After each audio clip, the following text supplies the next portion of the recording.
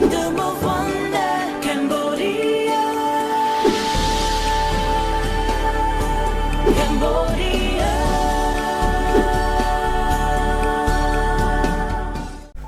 សួស្តីពុកម៉ែបងប្អូនទាំងអស់គ្នាសម្រាប់ពុកម៉ែបងប្អូនទាំងអស់គ្នាដែលដឹងថានៅពេលដែលយើងមានពេលទំនេរក៏ដូចជាចុងសប្តាហ៍ថាតើគូទៅណាធ្វើអីអញ្ចឹងអ្នកទាំងអស់គ្នាអាចធ្វើការជិះស៊ីក្លូដើម្បីទស្សនានៅទស្សនីយភាពមួយចំនួននៅក្នុងរាជធានីភ្នំពេញរបស់យើងនៅពេលដែលអ្នកទាំងអស់គ្នាមានពេលទំនេរក៏ដូចជាចុងសប្តាហ៍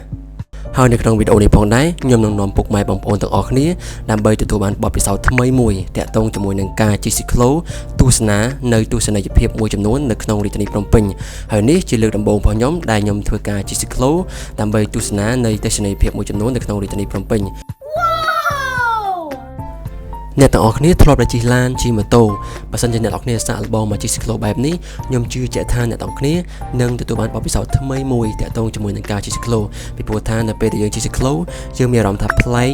fresh relax ក៏ដូចជាយើងទទួលបានបទពិសោធន៍ថ្មីមួយនៅក្នុងជីវិតនៃការធ្វើដំណើររបស់យើងម្យ៉ាងទៀតអ្នកទាំងអស់គ្នាដឹងអត់ការជិះស៊ីក្លូបែបនេះអ្នកទាំងអស់គ្នាគឺកំពុងតែចូលរួមជួយសង្គមរបស់យើងមួយផ្នែកផងដែរទី1នោះគឺថា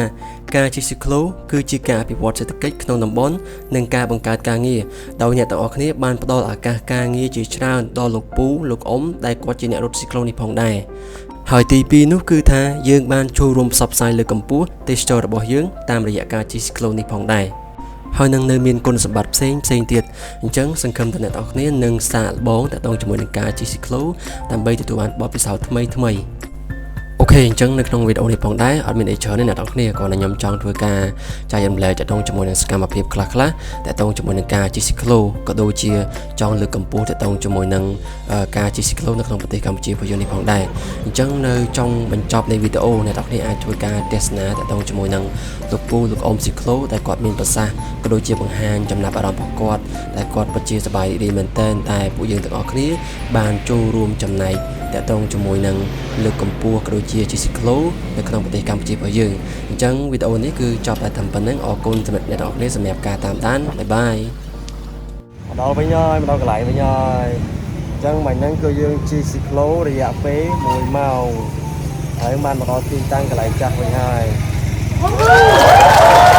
បងតាមបណ្ដាខេត្តអីហ្នឹងខ្ញុំមានការត្រេកអរអញ្ចឹងខ្ញុំសូមជូនពរដល់លោកអ្នកទាំងអស់គ្នាណាបាទជួបនៅពុទ្ធស្វ4ប្រការអាយុវណ្ណៈពលៈសុខៈពលៈ